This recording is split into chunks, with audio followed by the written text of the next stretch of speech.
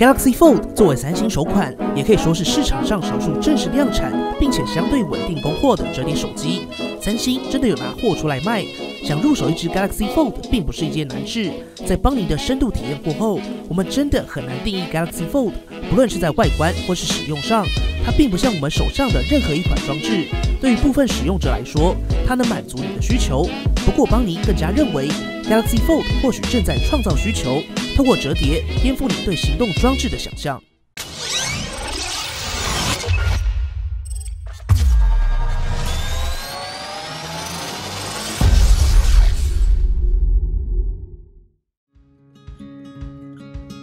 过去近2年的时间，邦尼团队跟大家一起体验了近100款装置，一起见证并探索许多新科技。第一次解锁萤幕下指纹辨识，第一次迎来真全萤幕，第一次上手电竞手机，后来还看到了5月天。随着相机画素越来越高，充电速度越来越快，超声波可以用来指纹辨识，萤幕上还可以开个洞。那些日子我们都一起走过，我们尽力忠实呈现产品，尽可能把影片画面拍得好看。还有那些看起来像是官网抓下来的缩图，几乎都是真的拍出来的。在2019的最后，我们想跟大家分享，邦尼团队预计明年开始，尽可能排除万难，带来更多概念性机种，台湾为上市机种的开箱实测。不过，只靠着邦尼团队很难完成这么庞大的计划，因此在谨慎思考后，我们正式开通了频道会员功能。也感谢将近1700名邦尼观众在投票中支持我们。这是一个长期的开箱募资计划，有了你们的加入，让我们有机会带来更多原创内容，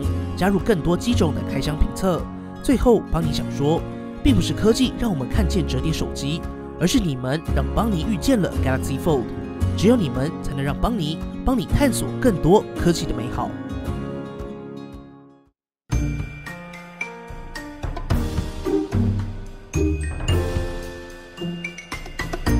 这次邦尼手上的版本是韩版的 Galaxy Fold 5G， 盒装设计大家应该都非常熟悉了。配件部分最值得一提的，就是随附了今年在听感及抗噪上评价非常不错的 Galaxy Buds 真无线蓝牙耳机，就算是看上售价，还是算有诚意。以及 Galaxy Fold 专属的保护壳，在设计上质感很足，表面上采用类肤处理，非常滑顺好摸。交代完了基本资讯，邦尼就不废话，进入实际体验。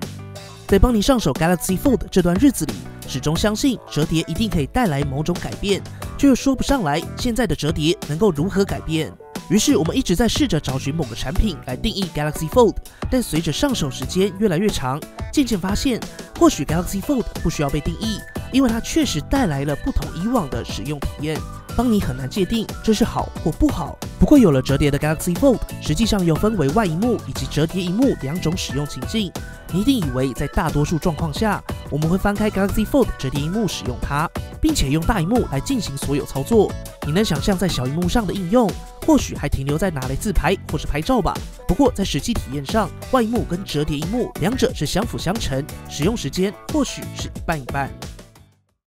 在上手之后，邦尼才发现小萤幕大小跟 Galaxy Fold 折叠起来后的尺寸非常巧妙。首先是机身尺寸，还记得在 Xperia 5那期节目中，邦尼有分析过机身手感的问题吗？影响机身握感最优先的2个维度，就是厚度跟宽度。所以只要是折叠，折起来的厚度几乎可以说是直接变成2倍。所以折叠并不只是一道萤幕打开来会变成2倍大的问题，随之带来的更有2倍的厚度。厚度变厚，除了不能单手操作，更容易拿不稳。也因为如此 ，Galaxy Fold 知道自己会变得更厚，所以在宽度上非常保守。这也造就了 Galaxy Fold 在折叠状态下还能拥有非常不错的单手握持体验。而第2个巧思则是放在中间的21:9萤幕，大小正好是可以让单手覆盖操作的使用范围。不过以美学角度来看，这块21:9的小萤幕或许走向全萤幕也是一种可能。这也让邦尼突然想起安卓之父所推出的概念手机 Project Jam， 或许有那么一点点符合逻辑。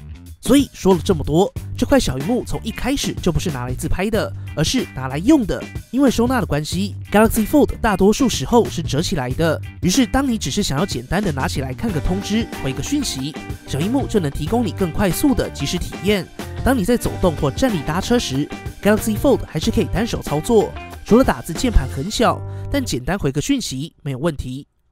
对了，顺带一提，虽然说是折叠萤幕，不过目前在技术上还是无法像纸一样完全对折，所以三星其实是巧妙的让折叠呈现弯曲后收合，这也让结构上的2片萤幕中间留下了空隙。不过以实际体验来说，拿在手上时并不容易感受到空隙，但以邦尼这种轻微强迫症使用者来说，作品还是最好的。不过在打开之后 ，Galaxy Fold 机身握感实际上非常薄，虽然无法单手操作，不过单手拿稳没有问题。顺带一提 ，Galaxy Fold 在大萤幕下的各项基本操作优化肯定有，例如分开的打字模式。比较值得一提的是，虽然 Galaxy Fold 预设你需要双手操作，不过针对简单的单手操作，优化也不少。包括如果你开启了3大键，你可以选择放左边还是放右边，锁定状态下的解锁图形，也可以决定要放左或放右。搭配上已经针对单手操作大量优化的One UI，也让 Galaxy Fold 在基础操作上并不一定需要双手使用。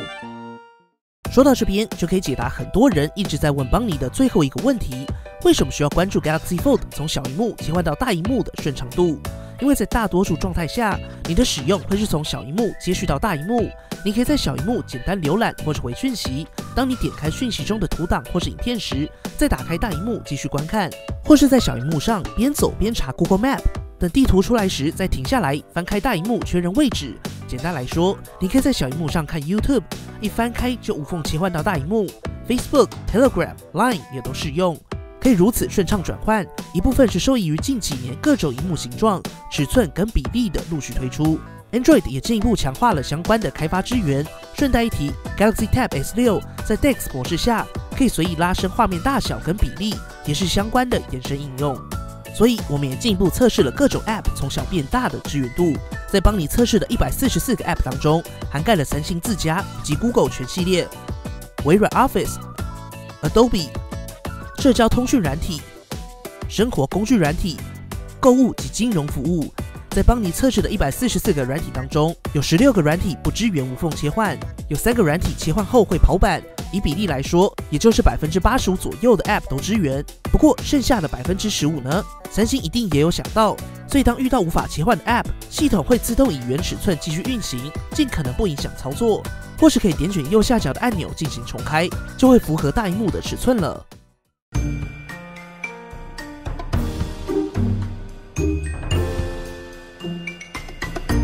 关于 Galaxy Fold 最后几个问题：萤幕塑胶片、折痕以及缺角。先来说缺角吧。其实缺角在使用上并不至于造成影响。首先是直着拿 ，Galaxy Fold 折叠萤幕采用4:2:3的萤幕比例，也已经将缺角旁边的一部分显示区域预留下来。而在横着拿的相容性上，毕竟随着各式刘海出现，大部分的 App 都能够自动适应缺角。以 YouTube 为例，全萤幕的 icon 就会自动放到缺角旁边，就算真的被挡到，转一下萤幕就可以了。以看影片的影响程度来说，因为 Galaxy Fold 萤幕尺寸相对较大，所以遮到右下角一小块，再考虑上近几年的刘海，其实是容易接受的。那折痕呢？主要是外在光源反射到折痕才会出现，所以当别人从旁边看时，确实会出现折痕。但在大部分状况下，自己在正面不太容易看到折痕，尤其在观看影片时，除非是全黑的低光场景，要不然萤幕在正常亮度下，可以说完全看不太到折痕。以邦尼的上手来说，只有放在桌上滑时，才有可能看到折痕的反光，在大部分状况下，可以忽略不计，不为过。最后是 Galaxy Fold 萤幕因为折叠的关系，所以采用类似塑胶片的透明保护层，好处是表面是塑胶，所以不会有玻璃摔破的问题。而三星在上一次的修正中，也再次改善了保护膜跟萤幕的密合度。除了改善折叠结构外，正面加上的 T 字小部件，也让整体结构更加可靠。在邦尼的萤幕裸机体验当中，实际上三星官方也不建议在萤幕上贴上任何保护膜，不过还是看个人啦。在邦尼的使用期间，并没有留下明显的使用痕迹，甚至在触感上并不容易察觉一般玻璃跟塑胶片的差异。而在影音娱乐体验上 ，Galaxy Fold 搭载2个萤幕，分别是外面的21:9 4.6寸 HD Plus Super AMOLED。不过别因为 720p 看不起这块萤幕哦，在密度上达到399 ppi， 比里面的2K 萤幕还要高。而在折叠萤幕上采用4:2:3的7.3寸 QXGA Plus 2K Infinity Flex Display， 技术上采用 Dynamic AMOLED， 达到362 ppi。Galaxy Fold 一样支援 HDR10 Plus 拍摄及播放。在显示表现上，外侧的萤幕亮度足够户外使用，而折叠萤幕的显示体验还是今年前段班的表现。在整体画面显色上不过于饱和，更为自然。不过在亮度上就不适合在阳光下使用了。除此之外 ，Galaxy Fold 萤幕还是存在些微果冻效应，在滑动时，因为萤幕的更新频率或方向不同，就会产生果冻感。这边为了示范，帮你用2只手指同时往萤幕的2个不同方向快速画圈，就可以看到画面产生明显的果冻感。不过在一般浏览或是观看影片时，其实不太会有明显感受，但还是期待未来随着技术迭代更新，能有效解决。而在音效体验上 ，Galaxy Fold 相对拥有更多可分配的内部空间，在喇叭上采用双喇叭设计，搭配上 Dolby Atmos， 在整体效果上，在今年还是相当不错的。帮你也提供一组对比，因为 Galaxy Fold 跟其他机型定位都不同，主要是供大家参考效果差异。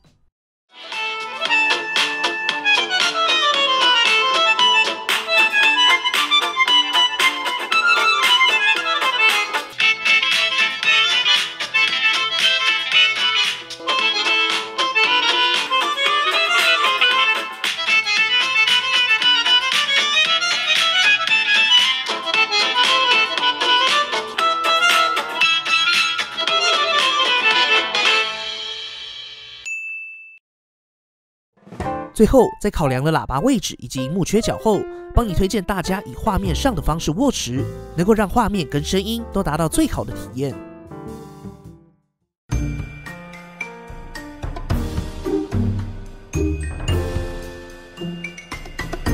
效能上再次提醒大家，帮你手上的是5G 版本，在规格上搭载了 Qualcomm Snapdragon 855，搭配 LPDDR 4X 12GB 的 RAM 以及52GB 的 ROM， 在AnTuTu V8 跑分中得到了452701分。简易跑分数据可以参考以下表格，更详细测试结果一样可以在 xpand.com 浏览到完整数据。简单来说 ，Galaxy Fold 就是真旗舰，性能不用担心。而在续航上 ，Galaxy Fold 5G 版本采用的是总共4235毫安时的双电池。在续航表现上，因为是小萤幕跟大萤幕交替使用，1天1充实际上还是足够。不过因为台湾还没有5G 网路，所以在帮你4G 下的体验来说，1天1充并没有太大问题。而4G 版本的电池稍微大了一些，来到了4380毫安时，理论上续航会再好一点点。回血上则是稍微可惜的地方，虽然一样塞入了无线充电，也支援反向充电，不过因为推出时程的关系，还是只有15瓦快充。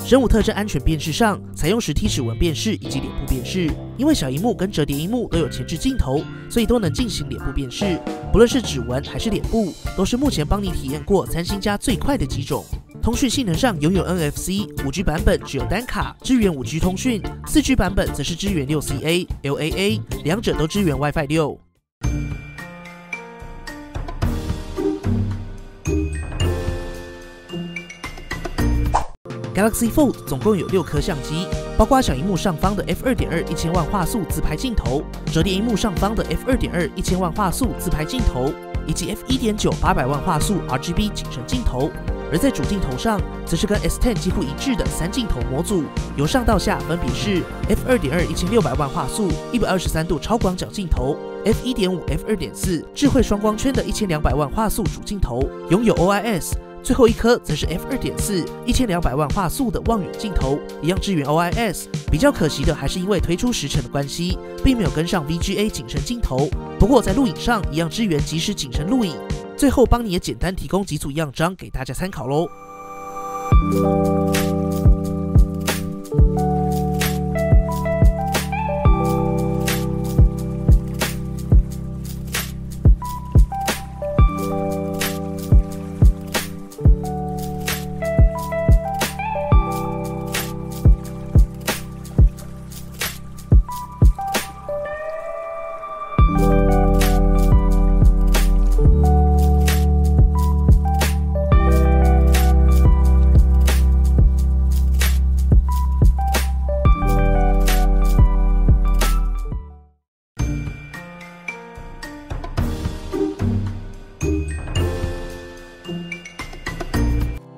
整体来说，帮你认为 Galaxy Fold 很难在现在留下定论，对邦尼来说 ，Galaxy Fold 并不像我们熟知的任何一款行动装置，它或许能够满足部分用户的需求，例如你想要一个可以随身携带、可以放在口袋随时拿出来的小平板，那 Galaxy Fold 就是唯一之选。当然，小平板总是有它的迷人之处。不过，邦尼认为 Galaxy Fold 的出现并不只是满足需求。当我们实际体验过后，邦尼更加肯定 Galaxy Fold 不像是一款试水温的产品。以产品的完成度来看，或许 Galaxy Fold 正是一个全新形态的行动装置体验。当然，折叠确实带来了更多想象，但是当你还没有实际上手的那一刻，你永远不会知道究竟向内折还是向外折比较好。或许两者并不只是折起来，而是两个完全不同的产品体验。就让我们一起探索未来，探索属于下个10年的行动装置体验吧。最后，如果你想支持邦尼制作更多的原创节目，欢迎点击下方的加入按钮，成为频道会员，共同探索，让我们带来更多你所期待的科技内容。